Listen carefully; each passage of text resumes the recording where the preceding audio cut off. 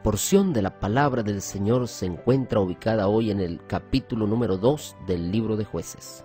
Jueces, capítulo número 2. El ángel del Señor subió de Gilgal a Boquim y dijo: Yo os saqué de Egipto y os introduje en la tierra que había jurado a vuestros padres.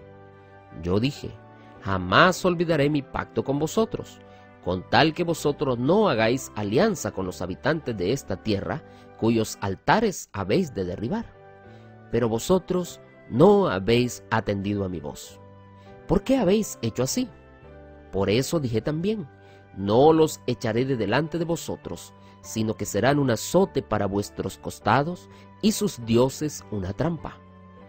Cuando el ángel del Señor habló estas palabras a todos los israelitas, el pueblo lloró en alta voz, y a ese lugar lo llamaron Boquim, llanto, y ofrecieron allí sacrificios al Señor.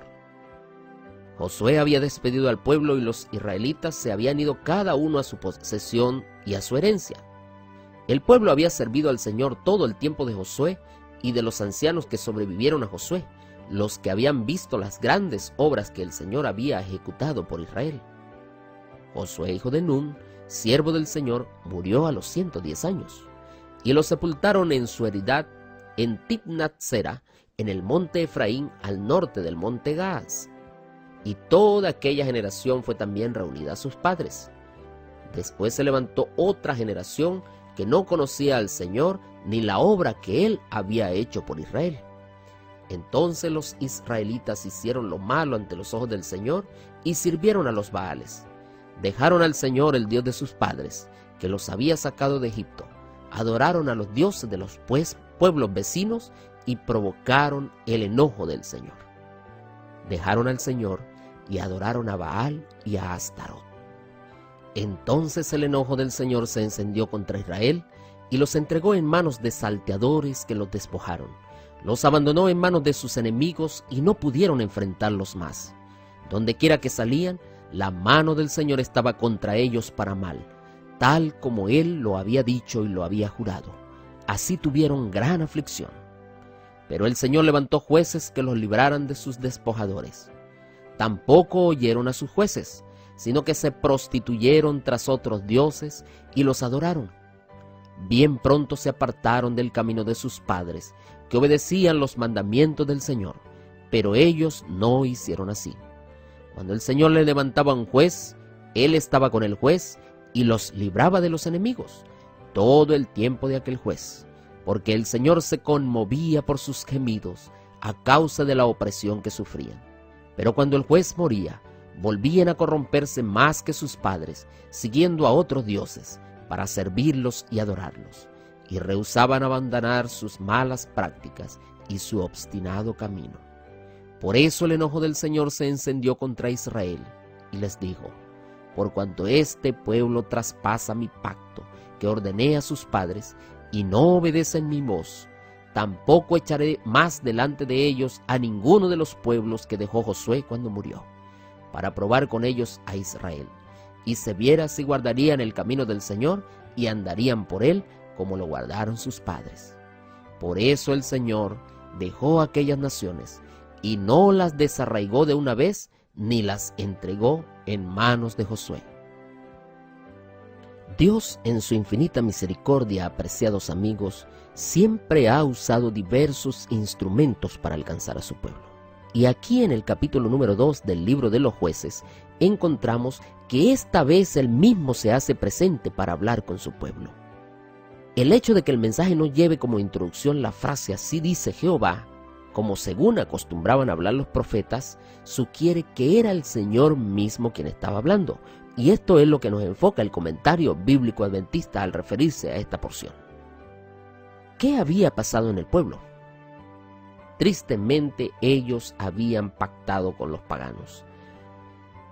No habían expulsado a los habitantes del país y ahora ellos mismos llevaban su propio castigo consigo. La sierva del Señor, en el libro Patriarcas y Profetas, en la página 788, dice lo siguiente: lo mismo ocurre con todo pecado. La concupiscencia y la corrupción no solo apartan de la gracia de Dios, sino que traen una retribución y un castigo como resultado del mismo pecado.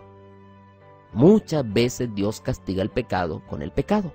¿Y cómo es eso, apreciado amigo? Bueno, sencillamente, la persona que, por ejemplo, fuma cigarro, el mismo pecado lo va a castigar, porque si contrae un cáncer, prácticamente es consecuencia de ese mismo pecado. Aquella persona que sabe que no puede andar libertinamente teniendo relaciones sexuales por allí y es contagiado con una enfermedad sexual, una enfermedad venérea, pues va a cargar con el mismo castigo del pecado, aunque ya lo sabía. Ahora, aquí en el capítulo número 2 encontramos que el pueblo tiene una reacción. Empiezan a clamar a Dios, empiezan a llorar y empiezan a hacer sacrificios. Pero realmente estas eran lágrimas de vergüenza y no eran unas lágrimas de total arrepentimiento. Porque el nombre Boquín solamente sirvió para recordar las lágrimas de chasco y de desgracia por las cuales estaban pasando.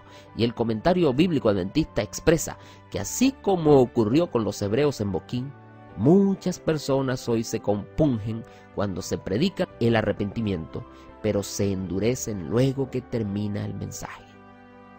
Y es por eso que allí en los versículos 8 al 10 se deja claro que después de la muerte de Josué se levantó una nueva generación que no conocía a Dios. Una generación que estaba en desobediencia total, una generación que estaba en rebeldía. Y es triste ver cómo la palabra de Dios dice allí que sirvieron a los Baales y sirvieron a Astarot. ¿Y quiénes eran los Baales? Precisamente la palabra Baal significaba dueño, podría significar esposo, también señor o amo, y se la usa para referirse a las deidades paganas. En ese tiempo el Baal que más ampliamente se adoraba en Canaán era precisamente el dios de la fertilidad agrícola. Y se creía que él proporcionaba la lluvia y que su poder vitalizador hacía crecer las plantas y los animales. Era adorado por muchos lugares, era adorado de diversas formas y su nombre aparece en muchos lugares con nombres compuestos como Baal Peor, Baal Hermón, Baal Zebub, entre otros. Por otro lado dice que sirvieron a Astarot. Astarot es el plural de Astarte y en Babilonia se la llamaba Istar. Y esta era la diosa del amor sexual, la diosa de la maternidad y la diosa de la fecundidad. También se la conoce como la diosa de la guerra y de la caza. Y esta diosa era muy conocida porque su culto estaba difundido por el cercano oriente, desde Moab hasta Babilonia. Y también se la adoraba en Canaán en los tiempos de Abraham. Eso está descrito allí en el libro de Génesis, capítulo 14, versículo 15. Así que el pueblo estaba sumido en tremendo problema. Apostasía, rebelión, idolatría, deslealtad directamente con Dios. Y por eso es que el versículo 15 nos deja claro que ellos no pudieron enfrentar a sus enemigos. Ellos no podían hacer nada, porque donde quiera que ellos salían, la mano del Señor estaba contra ellos para el mal, tal como Él lo había dicho y tal como Él lo había jurado. La promesa de Dios, apreciado amigo y apreciada amiga, se cumplió para bien de ellos, pero también se cumplió para mal. ¿Por qué? Porque Dios no bendice al desobediente. Dios no quiere que suframos, pero cuando el pueblo busca entrar en gran aflicción, va a tener que sufrir las consecuencias. Y es por eso que allí, a partir del versículo 16, dice el capítulo que aparecen los jueces. Pero la realidad es que ellos no oyeron a los jueces y la realidad es que se prostituyeron y fueron tras otros dioses. No les bastó con los que tenían antes, sino que ahora buscaron otros más. Y cuando aquí usa esta expresión se prostituyeron, el hebreo usa un verbo que indica tener relaciones sexuales ilícitas. Y la Reina Valera actualizada dice que fornicaron. Y esta es una metáfora frecuente en la Biblia para indicar la apostasía religiosa, porque la adoración de las deidades paganas en el cercano oriente iba mayormente acompañada de inmoralidad sexual en los templos, en los bosques, así que realmente no era una metáfora este término, sino que era realmente un triste cuadro literal. La dicotomía religiosa del pueblo, apreciados amigos, no se podía esconder. Pero aún así, Dios se conmovía de sus gemidos.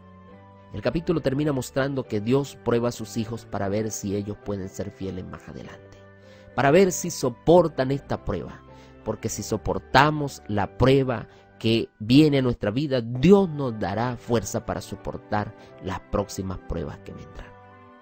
¿Cuál es la conclusión de este día? Apreciado amigo, apreciada amiga oyente, cuidemos de no olvidarnos de Dios. Pidamos a Dios que nos ayude a ser obedientes y sinceros a lo que Él nos pide, para que entonces tengamos la bendición que Él tanto quiere implantar en nuestras vidas. No busquemos dioses extraños, busquemos al Dios del cielo, que Él es el único digno de honra, gloria y alabanza. Que Dios te bendiga, apreciado amigo y amiga oyente. Que Dios pueda añadir bendición a tu vida en esta hora. Te habló el pastor Moisés Prieto, pero la palabra es de Dios.